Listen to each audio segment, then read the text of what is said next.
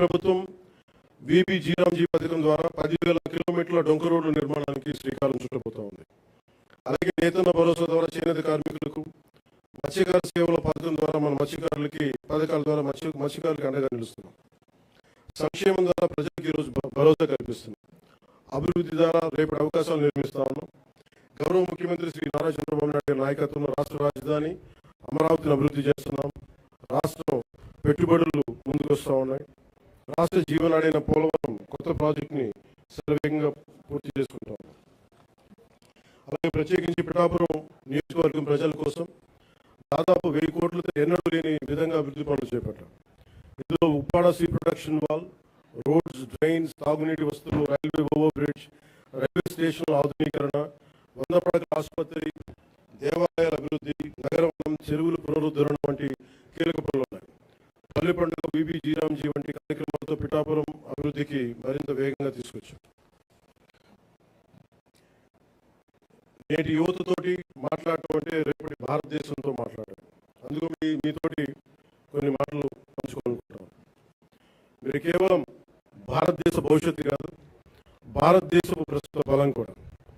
ఈ రోజున సమాచారం మనకి క్షణాల్లో జరుగుతూ ఉంది. But speed is not truth.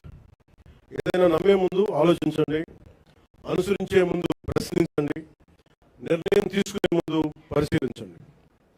మన రాజ్యాంగ ప్రాథమిక విధుల్లో article 51 clause A sub clause H కూడా ప్రతి పౌరుడు శాస్త్రీయ మానవతా పరిశీలన సంస్కరణ దృక్పథాలను, scientific type of humanism, enquiry and reforms పెంపొందించుకోవాలని చాటి చెప్తా ఉంటాం. మనందరికీ మన అభిప్రాయం స్వేచ్ఛగా వ్యక్తం చేసే హక్కు ఉంది. అది మన ప్రజాస్వామ్యానికి చాలా గొప్ప బలం. కానీ ఆ స్వేచ్ఛని ఇతరులను దూషించడానికి, తప్పుడు సమాచారం వ్యాప్తి చేయడానికి ఉపయోగించకూడదు. Before sharing, verify data. Before criticising, know the facts. Before abusing, remember your responsibility. బలమైన ప్రజాస్వామ్యానికి మనకు కావాల్సింది బ్లైండ్ ఫాలోవర్స్ కాదు, ఇన్ఫార్మ్డ్ సిటిజన్స్ చాలా అవసరం. మీ చేతుల్లో మొబైల్ ఉంది, టెక్నాలజీ ఉంది, ఇన్ఫర్మేషన్ ఉంది, ఓటు ఉంది, టాలెంట్ ఉంది. కానీ అన్నిటికంటే ముఖ్యంగా మీ చేతిలో మీ భవిష్యత్తు ఉంది, దేశ భవిష్యత్తు ఉంది. ప్రతి తరం తన కాలానికి ఒక బాధ్యతని మోస్తుంది. స్వాతంత్ర ఉద్యమంలో ఒక భగత్ సింగ్, చంద్రశేఖర్ ఆజాద్, నేతాజీ వంటి యువకుల స్ఫూర్తితోటి ఆ రోజున దేశం కోసం త్యాగాలు చేశారు. స్వాతంత్రం వచ్చిన తర్వాత తరాలు దేశ నిర్మాణానికి పునాదులు వేశాయి. ఇప్పుడు ఆ జాతీయ నిర్మాణపు జ్యోతిని ముందుకు తీసుకువెళ్లాల్సిన అవసరం మన యువతది. మీరు ఈ దేశపు యువతది.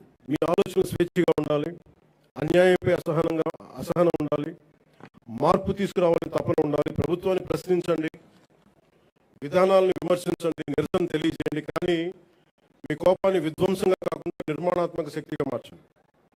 పోరాట సమస్యలు నిజమైనవి కావచ్చు, కానీ వాటిని ఎవరు ఏ దిశలోకి తీసుకువెళ్తున్నారు అనేది ఆలోచించాలి.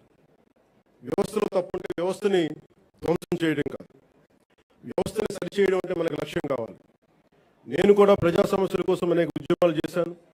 కానీ ఎక్కడా కూడా ప్రజల ఆస్తుల్ని ధ్వంసం చేయడం కానీ, హింసకి దారి తీయడం కానీ, సమాజాన్ని విభజించడం ఎప్పుడు మార్పుకి మార్గం కాదని ఆలోచన ఎప్పుడు దృష్టిలో పెట్టుకొని ఉద్యమాలు చేశాం.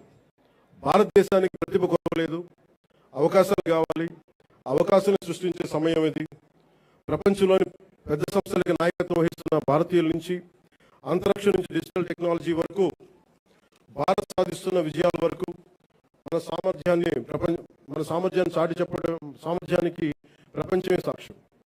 కాబట్టి యువతకి నా పిలుపు ఒకటే: డబ్బుకి మీ ఓటు నమ్ముకోకండి, తప్పుడు సమాచారానికి మీ ఆలోచన నమ్ముకోకండి, ద్వేషానికి మీ భవిష్యత్తును అప్పగించకండి.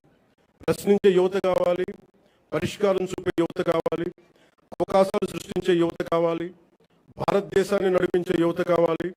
ఈ తరం చేతిలో ఉన్న జ్యోతి యువత. వచ్చే తరానికి మరింత ప్రకాశవంతమైన భారతదేశంగా మీ చేతిలో ఉండాలని మనస్ఫూర్తిగా కోరుకుంటూ సెలవు తీసుకున్నాను. జై Hind. Thank you very much. Now second in command.